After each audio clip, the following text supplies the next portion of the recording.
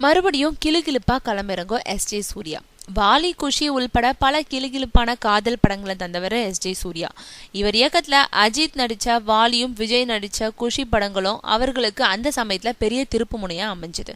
ஆனா இயக்குனர் பயணம் நல்லா போயிட்டு இருந்த போது திடீர்னு எஸ்.ஜே. சூர்யாவுக்கும் நடிப்பு ஆசை ஏற்பட்டதுனால ஹீரோவா அரிதாரம் பூசினாரு. அவர் நடிச்ச முதல் படமான நியூ வெற்றி பெற்றதுனால தொடர்ந்து அன்பே ஆரோயரே, வியாபாரி, கல்வனின் காதலி, நியூட்டனின் 3ஆம் விதி போன்ற படங்கள்ல நடிச்சாரு.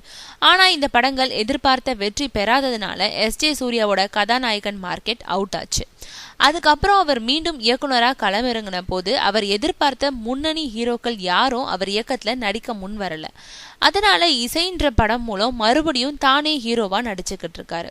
இந்த நிலையில இந்த படம் 2 இசையமைப்பாளர்களோட ஈகோ சம்பந்தப்பட்ட கதையில உருவாகி இருக்கிறதுனால எஸ்.ஜே. சூர்யா தன்னோட வழக்கமான பாணியில இருந்து மாறுபட்டு விட்டதா செய்திகள் கசிஞ்சிருக்கு. ஆனா இதுக்கு மறுப்பு தெரிவிச்சிருக்காரு அவரு. இந்த படத்தோட கதை இசையமைப்பாளர்களை மையப்படுத்தியதா இருந்தாலும் என் படங்கள்ல வழக்கமா இடம்பெறும் காதல் மற்றும் கிளுகிளுப்பான காட்சிகளுக்கு எந்த பஞ்சமும் வைக்கல. இன்னும் கேட்டா மற்ற படங்களை விட இந்த படத்துல கூடுதல் கிளுகிளுப்பான காட்சிகளை வச்சிருக்கேன். அதுக்கேற்ப புதுமுக நடிகை ஸ்வாவந்திரியும் ஈடு கொடுத்து நடிச்சிருக்காங்க. அவங்களோட அழகான கவர்ச்சிய அளவோட வாழி வழங்கியிருக்கேன். அதனால இசை இளவட்ட ரசிகர்களை பெரிதும் கவரும் படமா இருக்கும்னு தெரிவிச்சிருக்காரு எஸ்.ஜே. சூர்யா.